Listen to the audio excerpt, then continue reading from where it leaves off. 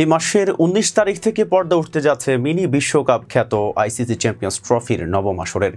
সবশেষ ওয়ানডে বিশ্বকাপের একেবারে শেষে এসে আইসিসি চ্যাম্পিয়ন্স ট্রফিতে খেলা নিশ্চিত করেছে বাংলাদেশ। আসলে এই টুর্নামেন্টকে নিয়ে চলছে নানা জল্পনা কল্পনা। মাঠে গড়ানোর আগেই ইতিমধ্যে দল নিয়ে চলছে নানা চুলছেরা বিশ্লেষণ। এছাড়া সব দলের সম্ভাবনা নিয়েও কথা হচ্ছে। তেমনইভাবে অস্ট্রেলিয়ার সাবেক অধিনায়ক রিকি পন্টিং দলগুলোর শক্তিমত্তা দুর্বলতার জায়গাগুলো নিয়ে পর্যালোচনা করেছেন। যেখানে চ্যাম্পিয়ন্স ট্রফিতে বাংলাদেশ দলে মানসম্পন্ন খেলোয়াড়ের ঘাটতি আছে বলে মনে করেন তিনি। তার মতে মুশফিক মাহমুদুল্লাহ শান্ত তাসকিনদের চেয়ে রশিদ নবী গুরবাজদের আফগানিস্তানই এগিয়ে থাকবে। ১৯ ফেব্রুয়ারি মাঠে গড়াচ্ছে চ্যাম্পিয়ন্স ট্রফির নবম আসর। আর এই আসরে বাংলাদেশ প্রথম ম্যাচ খেলতে নামবে দ্বিতীয় দিনেই। এই ম্যাচে বাংলাদেশের প্রতিপক্ষ শক্তিশালী ভারত।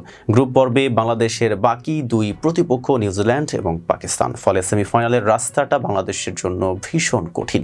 আফগানিস্তানের জন্য বাস্তবতা কঠিন। তাদের গ্রুপে আছে বিশ্ব চ্যাম্পিয়ন অস্ট্রেলিয়া, ইংল্যান্ড এবং দক্ষিণ আফ্রিকা।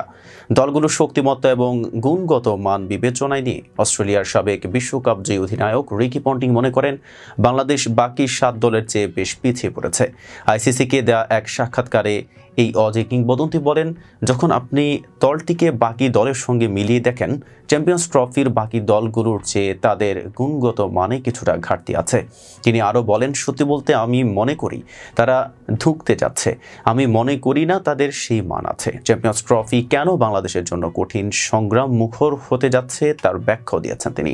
পন্টিংয়ের মতে এর পেছনে ভিন্ন কন্ডিশনের একটা ভূমিকা আছে। তার ভাষায় যদি তারা তাদের আদর্শ হোম কন্ডিশন পায় সেক্ষেত্রে তারা বিপজ্জনক হতে পারে, কিন্তু আমি মনে করি না তারা বাংলাদেশে যে রকম কন্ডিশন পায় এই টুর্নামেন্টে তেমনটা পেতে যাচ্ছে। তাই এটা একটা বড় শূন্যতা যা তাদের পক্ষে পূরণ করা কঠিন। একই সঙ্গে আফগানিস্তান চ্যাম্পিয়ন্স ট্রফিতে বাংলাদেশের চেয়ে ভালো করবে বলে ভবিষ্যৎবাণী করেছেন এই ৫০ বছর বয়সী। ব্যাপারটা হচ্ছে, আমার মনে হয় আফগানিস্তান বাংলাদেশের চেয়ে ভালো চ্যাম্পিয়ন্স ট্রফি কাটাতে যাচ্ছে।